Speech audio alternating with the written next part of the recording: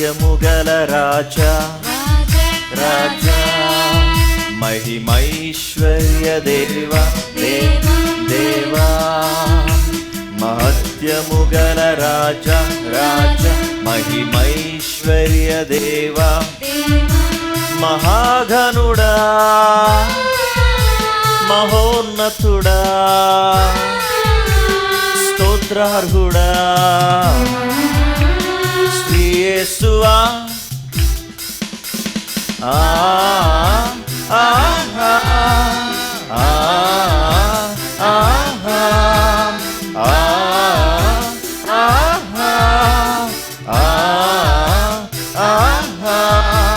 శ్రేష్ఠ గీతాలతో సొంపైన సంగీతముతో సియోనులో ఇంపైన హోమాలతో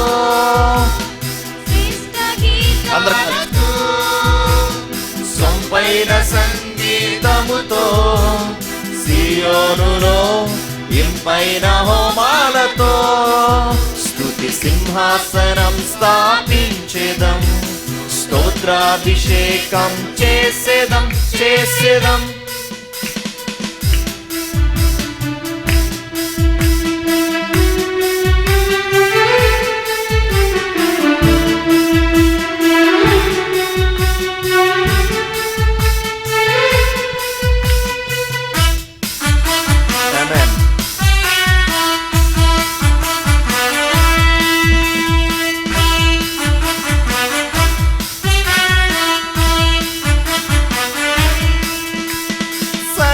శక్తి గల దేవా సర్వభూమికి రాజా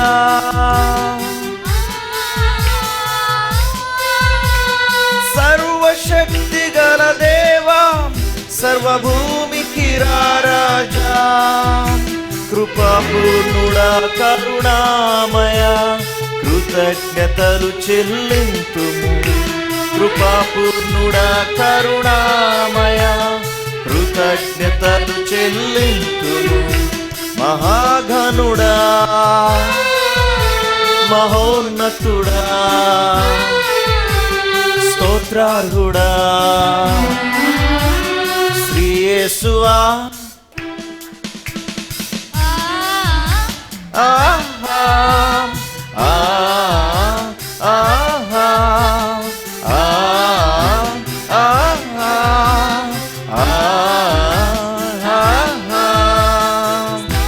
గీతాలతో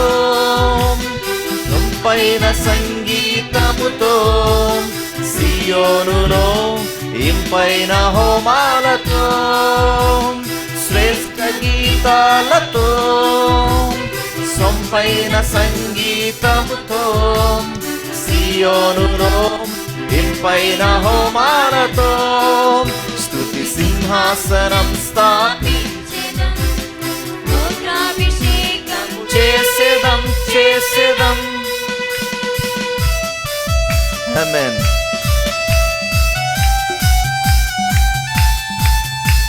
ఆయన సైన్యములకు అధిపతియగు దేవుడు, మన సహాయకుడు, విమోచకుడు.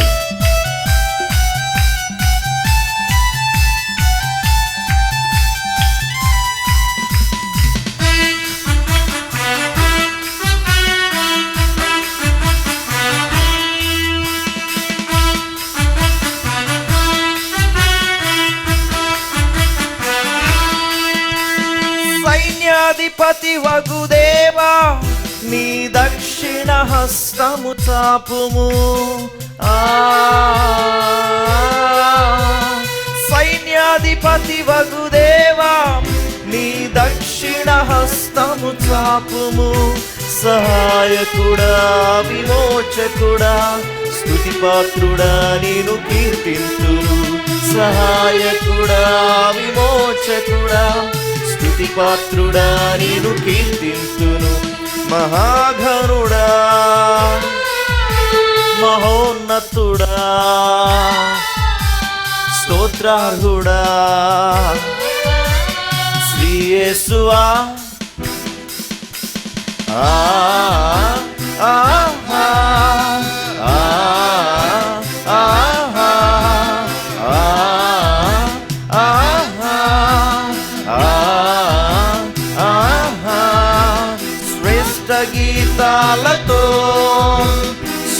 ఇంపైన సంగీతముతో, సియోనులో ఇంపైన హోమాలతో, శ్రేష్ఠ గీతాలతో, సొంపైన సంగీతముతో, సియోనులో ఇంపైన హోమాలతో, స్తుతి సింహాసనం స్థాపించెదం, స్తోత్రాభిషేకం చేసేదం. మహత్యము గల రాజా మహిమైశ్వర్య దేవా,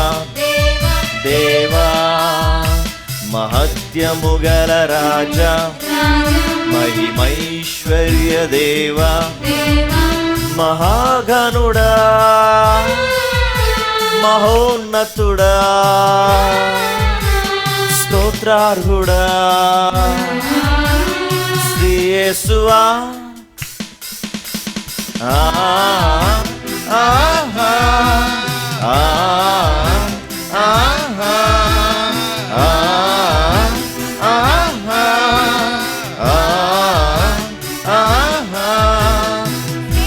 గీతాలతో, సొంపైన సంగీతముతో, సియోనులో ఇంపైన హోమాలతో, శ్రేష్ఠ గీతాలతో, సొంపైన సంగీతముతో, సియోనులో ఇంపైన హోమాలతో, స్తుతి సింహాసనం స్థాపించెదం, స్తోత్రాభిషేకం చేసేదం. ఆమేన్. హల్లెలూయా. దేవునికి మహిమ కలుగును గాక.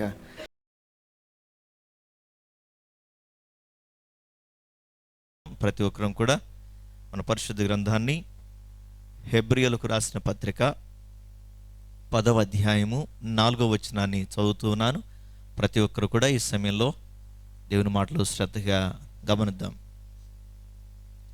ఎలయనగా ఎడ్ల యొక్కయు మేకల యొక్కయు రక్తము పాపములను తీసివేయుట అసాధ్యము. అపోస్తలుడైన పౌలు ఈ పత్రికను రాశాడు. మానవుని యొక్క పాపములు క్షమించబడాలి అనంటే, మానవుడు పవిత్రుడు అవ్వాలి అనంటే, పాపముల నుండి విడుదల పొందుకోవాలి అనంటే, పరిశుద్ధతలోనికి రావాలి అనంటే,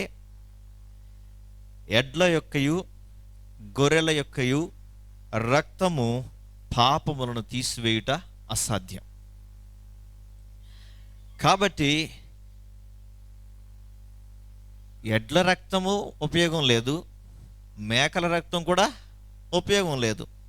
పాపము తీసివేయటానికి ఎన్ని వందల వేల ఎడ్లను వధించినా, వాటి రక్తాన్ని చిందించినా, ఎన్ని వందల వేల గొర్రెలు మేకల యొక్క రక్తాన్ని చిందించిన మానవుడు పాపము నుంచి విడుదల పొందుకోవడం అసాధ్యం. అది టెంపరరీ మాత్రమే పాత నిబంధనలో. కానీ శాశ్వత కాలము మానవుడు విడుదలలో పొందుకొని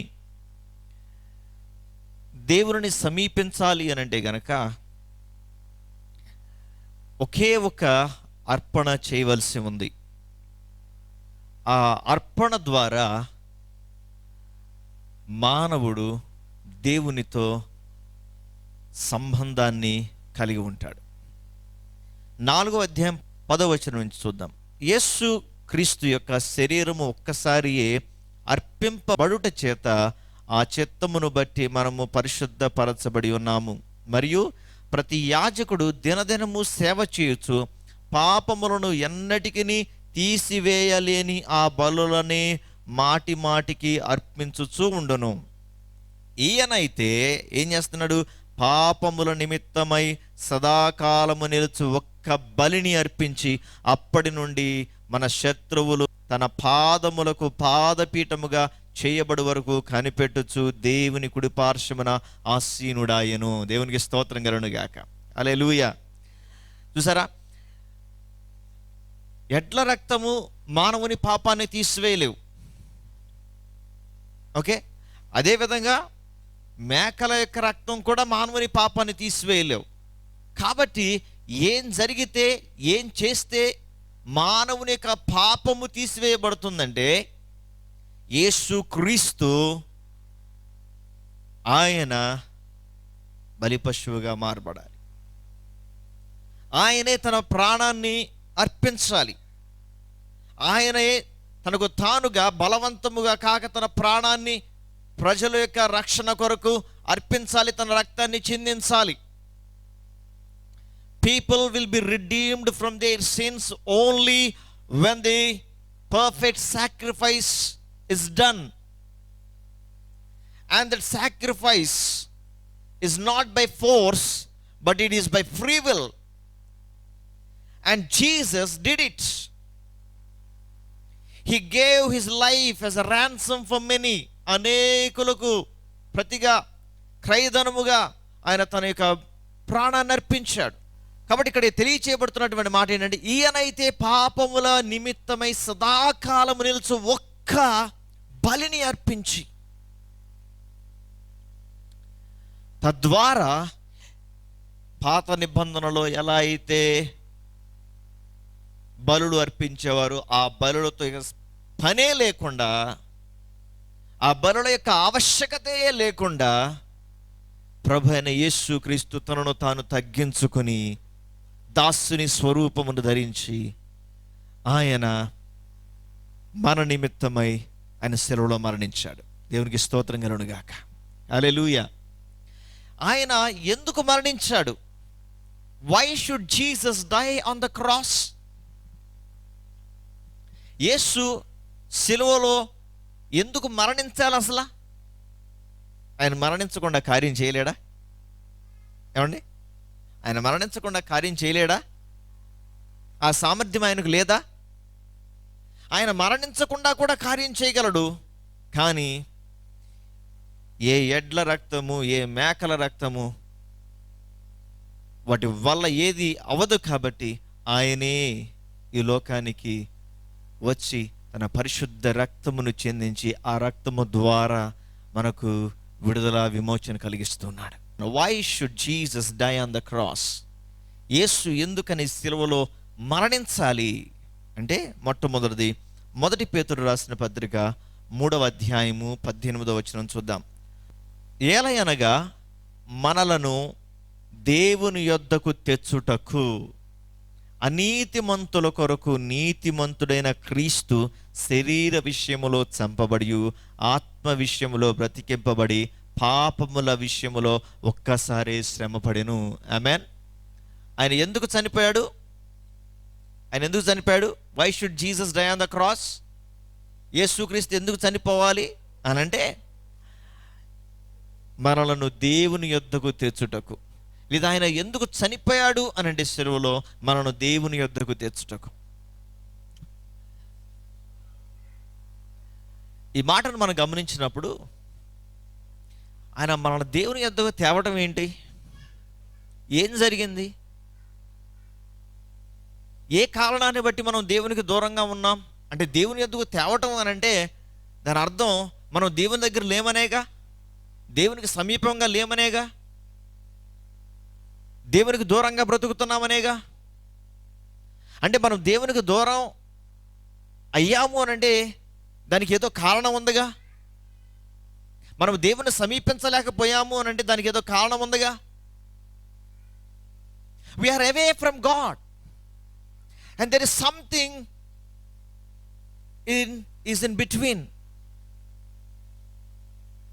కాబట్టి మనము దేవునికి సమీపముగా అవ్వలేకపోతున్నాం. కాబట్టి మనల్ని దేవునికి సమీపముగా చేయడానికి, దేవుని యొద్దకు మనల్ని తీసుకురావడానికి ఆయన మన కొరకు మధ్యవర్తిగా వచ్చి తన ప్రాణాన్ని అర్పించాడు. మరొకసారి ఆ మాట చూద్దాం. 18వ వచనంలో, ఏలయనగా మనను దేవుని యొద్దకు తెచ్చుటకు అనీతిమంతుల కొరకు. ఎవరు మనం? అనీతిమంతులు. మన స్థితి ఇది. కాబట్టి అనీతిమంతులు, పాపముతో ఉన్నటువంటి వ్యక్తి, దుర్వ్యసనాలతో ఉన్నటువంటి వ్యక్తి, శాపముతో ఉన్నటువంటి ఒక వ్యక్తి, ఈ వ్యక్తి దేవుని వద్దకు రావాలి అని అంటే గనక ఒక పర్ఫెక్ట్ అర్పణ జరగాలి. ఆ అర్పణ తానే అయి ఉన్నాడు.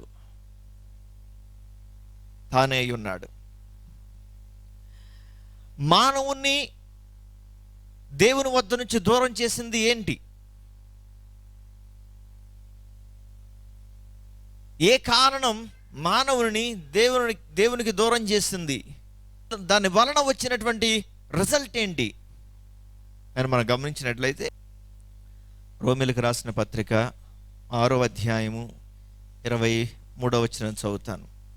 ఏలయనగా పాపము వలన వచ్చు జీతము మరణము, అయితే దేవుని కృపావరము ఏమై ఉంది? మన ప్రభు అయిన యేసుక్రీస్తునందు నిత్య జీవము. పాపం వలన వచ్చు జీతము మరణం. మనల్ని దేవునికి దూరం చేసింది ఏది అని అంటే పాపము.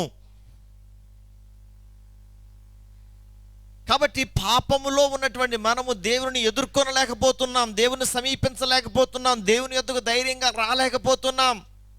ధైర్యం సరిపోవడం లేదు. ఒక వ్యక్తి తప్పు చేశాడు అనుకోండి, మొహాన్ని చూపించగలడా? అనకూడన్న మాట అనేసాడు అనుకోండి, తొందరపాటులో అనకూడన్న మాట అనేసాడు, మొహం చూపించుకోవడం చెల్లిద్దా త్వరగా? లేకపోతే ఒక వ్యక్తి అబద్ధం చెప్పానన్న సంగతి నా ఎదుటి వ్యక్తికి కూడా తెలుసు అని అన్నప్పుడు కూడా మొహం చూపించుకోగలమా తొందరపడి?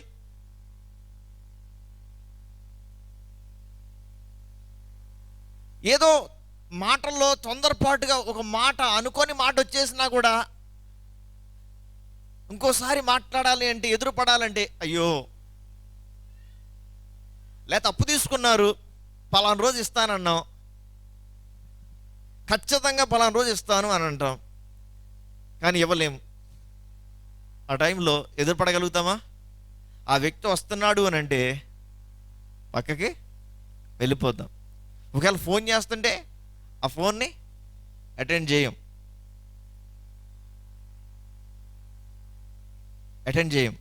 అంటే ఏం జరుగుతుందంటే we are unable to face a person.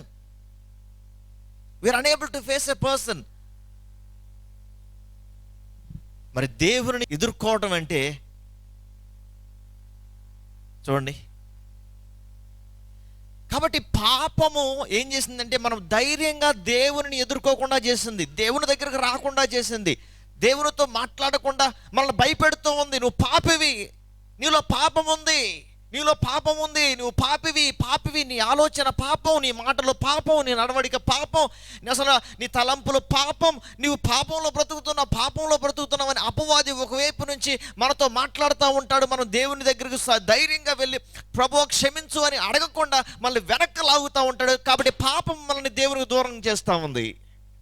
దేవుడు పాపిని ప్రేమిస్తున్నాడు కానీ పాపాన్ని కాదు. కాబట్టి పాపి దేవుని దగ్గరికి ఎప్పుడొచ్చినా ఆయన క్షమించడానికి ఆయన సిద్ధంగా ఉన్నాడు. కానీ అపవాది ఏం చేస్తాడంటే, నువ్వు పాపివి కాబట్టి పరిశుద్ధుడైనటువంటి దేవుని ఎలా ఎదుర్కొంటావు? పరిశుద్ధుడైన దేవుని దగ్గరికి వెళ్ళాలంటే నువ్వు కూడా పరిశుద్ధంగా ఉండాలి అని నీలో అబద్ధపు బీజాన్ని నాటి నువ్వు దేవుని దగ్గరికి రాకుండా నిన్ను అడ్డగిస్తూ ఉంటాడు. చాలాసార్లు దేవుని దగ్గరికి ఎందుకు రాలేకపోతున్నారు అని అంటే, నీకు నీవే దేవుడు నన్ను అంగీకరించడేమో అని అనుకుంటున్నావు. కాబట్టి నా పాపాన్ని బట్టి, నా క్రియలను బట్టి, నా అతిక్రమాన్ని బట్టి ఒకవేళ దేవుడు నన్ను తిరస్కరిస్తాడేమో అన్న భావన నీలో ఉంది. కాబట్టి నువ్వు దేవుని దగ్గరకు రాలేకపోతున్నావు. ఆ భయము నువ్వు దేవుని దగ్గరకు రాకుండా చేస్తుంది. ఆ పాపము నువ్వు దేవుని దగ్గరకు రాకుండా చేస్తుంది. కాబట్టి ఆ పాపము మీద జయమును అనుగ్రహించడానికి ప్రభు అయిన యేసుక్రీస్తు ఆయనే మనకు బదులుగా, చెప్పండి ఎవరికి బదులుగా?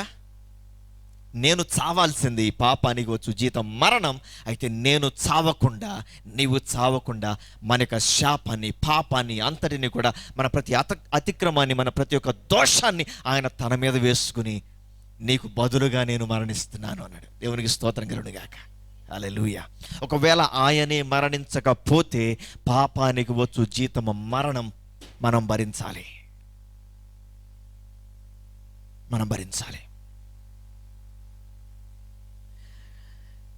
ఆ శిక్ష తన మీదకు ట్రాన్స్ఫర్ చేసుకున్నాడు. దేవునికి స్తోత్రం కలుగును గాక. ఆ శాపాన్ని తన మీదకు ట్రాన్స్ఫర్ చేసుకున్నాడు. ఆ దోషాలని తన మీదకు ట్రాన్స్ఫర్ చేసుకున్నాడు. మనము భరించవలసిన ప్రతి శిక్షను ఆయన ఏం చేశాడంటే ట్రాన్స్ఫర్ ఎవ్రీథింగ్ ఆన్ మీ అన్నాడు. ఆమేన్. Transfer everything on me. ఎవరు చెప్తాడండి ఈ మాట? ఎవరు చెప్తాడు? ఒకళ్ళు అప్పు తీర్చాలంటే మనం ఓకే అంటామా? ఏమండి నాకు ఒక 5 లక్షలు అప్పు ఉందండి అని అంటే ఓకే 5 లక్షలు నేను తీరుస్తానులే అని ఎంతమంది అంటాం? ఇది లైఫ్కి సంబంధించింది, ప్రాణం. కానీ ఆయన ప్రాణాన్ని లెక్క చేయడం లేదు మనల్ని బ్రతికించడానికి క్రీస్తులో. ఆమేన్. మనం దేవునితో సహవాసం చేయాలి అని అంటే కనుక తన ప్రాణాన్ని ఇవ్వడానికి ఆయన సిద్ధపడ్డాడు. That's what the love of God. గడిచిన కొన్ని సంవత్సరాల క్రితం ప్రభు ఒక అద్భుతమైనటువంటి పాటని ఇచ్చాడు. రక్తమే ప్రాణము, ఆ ప్రాణమే ధారాబోసెను. రక్తమే ప్రాణము, ఆ ప్రాణమే ధారాబోసెను. ఇంత గొప్ప ప్రేమ యేసు నాపై చూపెను, ఎంతో శాశ్వతమైన కృపతో నన్ను నింపెను. ఇంత గొప్ప ప్రేమ యేసు నాపై చూపెను, ఎంతో శాశ్వతమైన కృపతో నన్ను నింపెను. పాడండి. ఏమివ్వగలను ఈ ప్రేమకు, ఏమర్పించగలను ఈ ప్రేమకు. ఏమివ్వగలను? ఈ ప్రేమకు ఏమర్పించగలను నీ ప్రేమకు. స్వరూపాన్ని లోకానికి నే ఇత్తును, ప్రాణార్పణంగా క్రీస్తు కొరకే నే బ్రతికెదా. యేసుని స్వరూపాన్ని లోకానికి నే ఇత్తును, ప్రాణార్పణంగా క్రీస్తు కొరకే నే బ్రతికెదా. అర్పణ, బలి అర్పణ, యేసు నా కొరకు చేసిన ప్రేమార్పణ. అర్పణ, అర్పణ, బలి అర్పణ, యేసు నా కొరకు చేసిన ప్రేమార్పణ.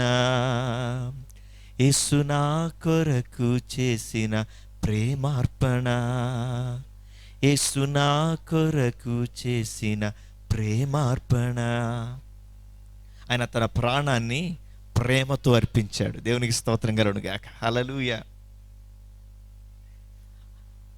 రక్తమే ప్రాణం, ఆ ప్రాణాన్నే ధారపోసాడు మనల్ని బ్రతికించడానికి, మనం దేవునితో సమీపముగా రావడానికి, దేవునితో ఐక్యం అవడానికి, దేవునితో సంధి కలిగి ఉండడానికి. ఏ పాపమైతే మనల్ని దేవుని దగ్గరకు రాకుండా ఆపివేస్తున్నాయో దాని శక్తిని త్రొక్కివేయడానికి, లయం చేసి మనం ధైర్యంగా ఏ పాపముతో ఉన్నా, ఏ అతిక్రమ జీవితంతో ఉన్నా ఆయన దగ్గరకు వచ్చి చేతులెత్తి నేను పాపినయ్యా అని అంటే ఆయన అంగీకరిస్తాడు. ఆమేన్. అక్కడ దాకా కూడా రానివ్వటం లేదు పాపం. అర్థమవుతుందా? పాపం అసలు ధైర్యం లేకుండా చేస్తుంది దేవుని దగ్గరికి రావడానికి. కానీ వాస్తవం ఏంటో తెలుసా? దేవుడు పాపమును మాత్రమే సహించడు, పాపిని ప్రేమిస్తాడు. ఎందుకంటే ఆయన ఈ లోకానికి వచ్చిందే పాపిని రక్షించడానికి. కానీ అపవాది మాత్రం మన చెవుల్లో చెప్పే మాట ఏంటంటే నువ్వు పాపివి కాబట్టి దేవుడు నిన్ను క్షమించడు. వాడు అబద్ధికుడు కాబట్టి అబద్ధం చెప్తా ఉంటాడు.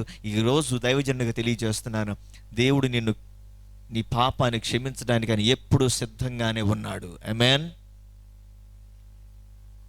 ఎంతటి ఘోరమైన రహస్య పాపములో నువ్వు జీవిస్తున్నా కూడా నిన్ను త్రోసివేసే దేవుడు కానే నువ్వు అనుకోవచ్చు, నా అంతటి పాపి ఎవరు లేడండి అని అంటాడు. నేను క్షమించడానికి నిశ్శబ్దంగా ఉన్నా. నీ ఊహకును నీ పాపము కొండంత కనిపించవచ్చు, కానీ క్షమించడానికి నేను ఈ లోకానికి వచ్చాను. అందుకే నా ప్రాణాన్ని అర్పించాను. నిన్ను నా దగ్గర నుంచి దూరం చేస్తున్నది ఏదైనా సరే, కను రెప్ప పాడులు దాన్ని అంతటిని కూడా క్షమించి వేసేవాడను. ఆమేన్. శుద్ధీకరించేస్తాను. హల్లెలూయా. శుద్ధి చేస్తాను, కడిగి వేస్తాను ఈ సోపుతో. దేవునికి మహిమ కలుగును గాక. హల్లెలూయా. ఈరోజు ప్రియమైనటువంటి దేవుని బిడ్డ, నువ్వు నిజంగా దేవునికి దగ్గరగా ఉన్నావా, లేకపోతే పాపమును బట్టి దేవునికి దూరంగా ఉన్నావా? నిన్ను దేవుని దగ్గరికి వెళ్ళనీయకుండా ఏది చేస్తూ ఉన్నదో ఈ దినాన, ఆ విషయమే దేవుని దగ్గరికి రావాలి. నీవు చెప్పు, ప్రభువా, ఈ అవిధేయత, ఈ పాపం నన్ను నీ దగ్గరకు ధైర్యంగా రాకుండా చేస్తుందయ్యా అని ప్రభుతో చెప్పు. ప్రభుతో మాట్లాడు. లెంట్ అంటే అర్థం ఏంటి అని అంటే విరగగొట్టబడటం లేదా ఫలించుట. ఒక విత్తనం ఎలా అయితే పగిలి లోపల నుంచి ఎలా అయితే నూతనమైనటువంటిది బయటకు వస్తుందో, అలా మన జీవితాలు, పాపపు జీవితాలు పగిలిపోయి పరిశుద్ధతలోనికి మనం రావాలి. అది లెంట్ అంటే. వింటారు కదా, మాట వినుంటారు కదా, లెంట్ డేస్ అని. ఏంటి లెంట్ డేస్ అంటే? మనము చావవలసినటువంటి విషయాలు ఏవైతే ఉన్నాయో, మన జీవితంలో ఏవైతే చంపబడవలసి ఉందో వాటిని చంపివేస్తూ, ఏ విషయాల్లో అయితే మనం జీవించవలసి ఉందో ఆ విషయాల్లో మనం జీవించడం ప్రారంభించాలి. అది లెంట్ అంటే. దినాలు గడిచిపోతూ ఉంటాయి, లెంట్లు దాటిపోతూ ఉంటాయి, కానీ దేవుని కొరకు స్ప్రౌట్ లేదు. దేవుని కొరకు తిరిగి జన్మించటం కనిపించటం లేదు. ఈరోజు దేవునికి నేను దూరం చేస్తున్నటువంటి పాపం ఏదైతే ఉన్నదో, ఆ పాపాన్ని క్షమించడానికి యేసు ప్రభు ఈ లోకానికి వచ్చి నీ కొరకు చనిపోయాడన్న సందేశం నీకు తెలిసిన తర్వాత కూడా ఇంకా నీవు దేవునికి దూరంగా ఎందుకుంటావు? Why don't you come and why don't you say, Lord, thank you for your perfect sacrifice. Now I no need to give any sacrifice, any animal sacrifice. ఇప్పుడు నేను ఏ జంతువును అర్పించాల్సిన అవసరం లేదు. నువ్వు నా కొరకు మరణించావు. ఆయన వచ్చిందే ఈ లోకానికి, ఆయన మరణించిందే నేను దేవునికి దగ్గర చేయడానికి. హల్లెలూయా, హల్లెలూయా. ప్రియమైన దేవుని బిడ్డలారా, నీ శరీరమే కాదు మందిరములో ఉండాల్సింది, నీ హృదయము, నీ మనస్సు దేవునికి సమీపంగా ఉండాలి. మందిరంలో నేను కనిపించాను అన్నట్లుగా కాదు, నీ హృదయం దేవునికి సమీపంగా ఉందా? నీ మనస్సు దేవునికి సమీపంగా ఉందా? Are you close to God? Are you close to God? ఒకసారి మాట చదువుదాం. 1 పేతురు 3:18 ఏలయనగా మనలను దేవుని యొద్దకు తెచ్చుటకు. అందరు నాతో పడి మాట చెప్పండి.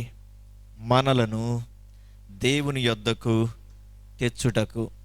నాతో పాటు మరొకసారి చెప్పండి. నన్ను దేవుని యొద్దకు తెచ్చుటకు. ఆమేన్. నన్ను దేవుని యొద్దకు తెచ్చుటకు ఆయన చేసిన కార్యము గొప్పది. హల్లెలూయా. మనకు ప్రతిగా ఆయన మరణించాడు. To bring us near, Christ died for our sins. 2 కొరింథీ పత్రిక 5:21 పాపమెరుగని ఆయనను మన కోసము పాపముగా చేశాను. ఇదే చెప్పాను కదా, మన పాపమంతా కూడా ఆయన మీద వేయబడింది, మన దోషములు, మన అతిక్రమాలు. పాపమెరుగని ఆయన మన కొరకు మన కొరకు. మనము దేవునికి సమీపంగా రావాలి అన్నది ఆ కారణం. ఆయన మనకు బదులుగా ఆయన మరణించడానికి ఆయన సిద్ధపడ్డాడు. దేవునికి స్తోత్రం కలుగునుగాక. హల్లెలూయా. దేవునికి వాక్యంలో గమనించినట్లయితే ఇంకా చాలా రెఫరెన్సెస్లో తెలియచేయబడినటువంటి మాటలు.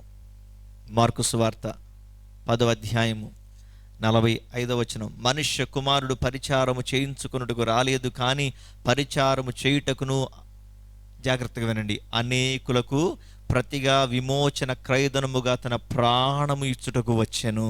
ఆమేన్, హల్లెలూయా. చూసారా ఎందుకు వచ్చాడు ఆయన? ఎందుకు అనంటే మనం దేవునికి సమీపంగా అవ్వాలి. అది అర్థమైందా? మనం దేవునికి సమీపంగా అవ్వాలి కాబట్టి ఆయన ఈ లోకానికి వచ్చాడు. 1 పేతురు 2:24, మనము పాపముల విషయమై చనిపోయి నీతి విషయమై జీవించినట్లు ఆయన తానే తన శరీరమందు మన పాపములను మ్రాను మీద మోసికొనెను. ఆయన పొందిన గాయముల చేత మీరు స్వస్థతను అందిదిరి. హల్లెలూయా. చూసారా ఈ మాటలన్నీ ఎందుకండి? ఒకే ఒక కారణం, మన దేవుని దగ్గరికి రావాలి. ఆమేన్. రోమీయులకు రాసిన పత్రిక 3వ అధ్యాయం 21వ వచనం, ఇట్లుండగా ధర్మశాస్త్రమునకు వేరుగా దేవుని నీతి బయలుపరచబడుచున్నది. దానికి ధర్మశాస్త్రమును ప్రవక్తలను సాక్ష్యమిచ్చుచున్నారు. అది యేసుక్రీస్తునందలి విశ్వాసమూలముగైనదై నమ్మువారందరికీ కలుగు దేవుని నీతి అయి ఉన్నది. 23వ వచనంలో, ఏ భేదమును లేదు, అందరూ పాపము చేసి దేవుడు అనుగ్రహించు మహిమను పొందలేక పోవచ్చున్నారు. ఏ భేదం లేదు, అందరూ ఆ స్థితిలో ఉన్నారు. దేవునితో సమాధానము లేనటువంటి స్థితి, దేవుని దగ్గరకు రాలేనటువంటి స్థితి. కాబట్టి దేవుని వద్దకు రావాలి అని అంటే గనక చేయవలసిన కార్యం అదే, ఒకే ఒక కార్యం, పరిశుద్ధుని రక్తము చిందించబడాలి. పరిశుద్ధుని రక్తం చిందించబడాలి. ఆమేన్. ఇది మొదటి కారణం. రెండవ కారణం చూద్దాం. రోమీయులకు రాసిన పత్రిక 5వ అధ్యాయం 8వ వచనం చూద్దాం. మొదటిది మనము దేవుని యొద్దకు తేవటానికి. రెండవది, అయితే దేవుడు మన ఎడల తన ప్రేమను వెల్లడిపరుచుచున్నాడు. గమనించండి, God is revealing his love. ఎలా? దేవుడు తన ప్రేమను ఎలా వెల్లడిపరుస్తున్నాడు? దేవుడు తన యొక్క క్యారెక్టర్ని ఎలా కనపరుస్తున్నాడు అని అంటే, ఎట్లనగా మనమింకను, గమనించండి, ఏమై ఉన్నాం? పాపులమై ఉండగానే.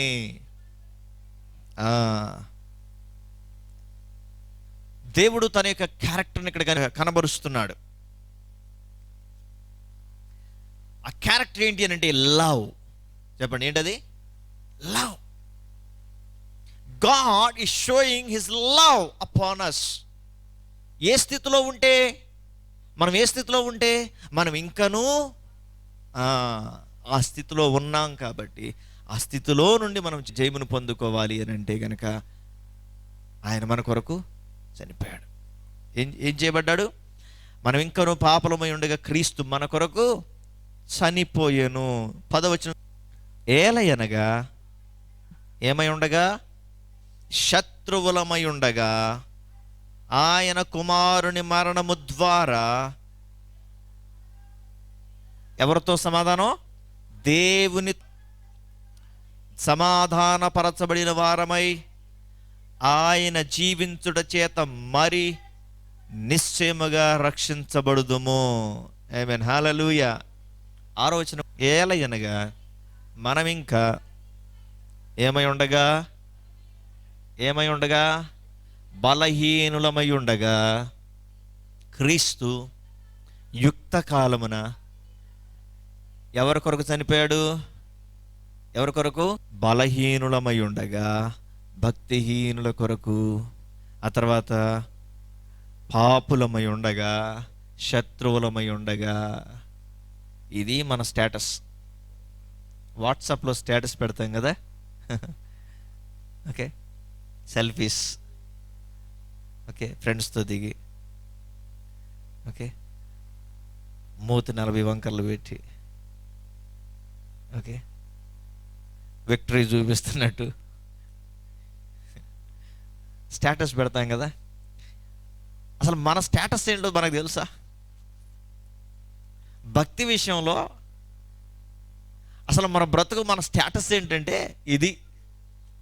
ఎప్పుడైనా నా స్టేటస్ ఇది అని మనం గుర్తించామా?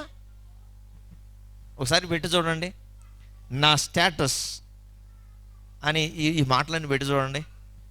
వెంటనే వచ్చే మెసేజ్, ఏమైందిరా నీకు? ఓకే, ఓయ్ ఏమైంది నీకు? This is the response we get, this is the status. ఎప్పుడన్నా దేవుని సన్నిధిలో కూర్చుని నా స్టేటస్ ఇది ప్రభువా అని చెప్పామా? చెబితే దేవునికి స్తోత్రం. ఇంకా చెప్పకుండా గోడకు కొట్టిన సిమెంట్ లాగా ఏమీ చలనం లేకుండా అలాగే ఉండొద్దు.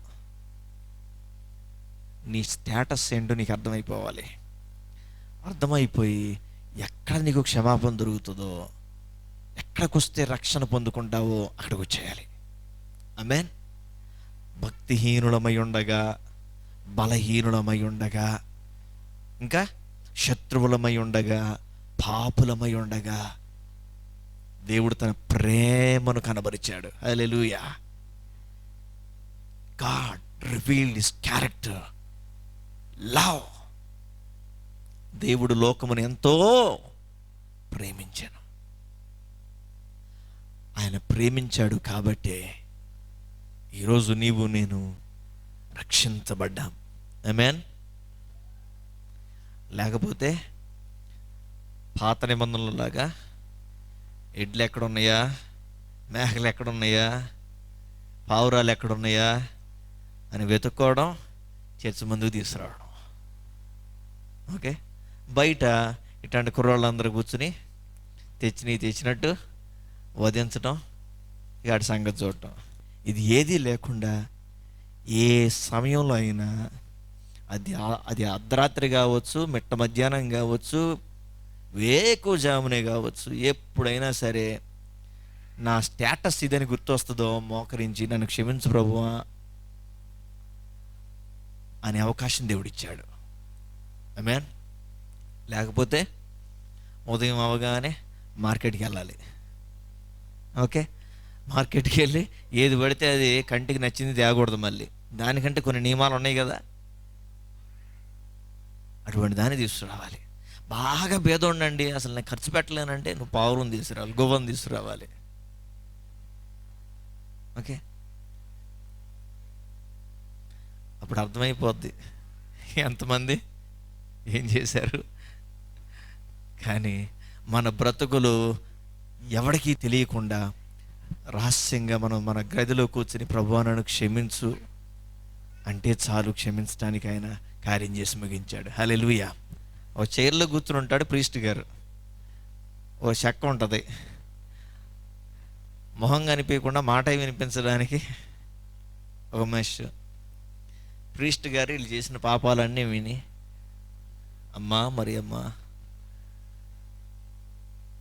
యేసయ్యా క్షమించని ప్రార్థన చేస్తాను. ఈ గోలంతా లేదు, వాస్తవానికి ఈ గోలంతా తీసేశాడు దేవుడు. నువ్వు చేయాల్సిందల్లా నువ్వేంటో తెలుసుకుని నన్ను క్షమించు ప్రభువా అంటే చాలు, దేవునితో సమాధానపడు. ఆమేన్. నీకు దేవునికి మధ్య ఏది అడ్డు లేకుండా చేశాడు దేవుడు. దేవునికి స్తోత్రం కలుగును గాక. ఆయన శిలువలో మరణించడం ద్వారా మానవుని యొక్క మధ్యవర్తిత్వమే లేకుండా చేసేసాడు. హల్లెలూయా. లేకపోతే మామూలు వాళ్ళమా? ఏం చేస్తావు? నువ్వేం చేసావో నాకు తెలుసుగా. నువ్వేం చేసావో జాగ్రత్త అని బ్లాక్మెయిల్ చేయడానికి అవకాశం ఉంది. ఏది లేదు, అసలు ఏది లేదు. Amen. Why should Jesus die on the cross? ఎందుకు చనిపోవాలి అని అంటే మనం దేవుని దగ్గరకు రావాలి కాబట్టి. రెండవదిగా తన ప్రేమను వెల్లడిపరచడానికి. దేవునికి స్తోత్రం కలుగును గాక. దేవుడి మాటలు మనందరి వినికిలో దీవించి ఆశీర్వదించునుగాక.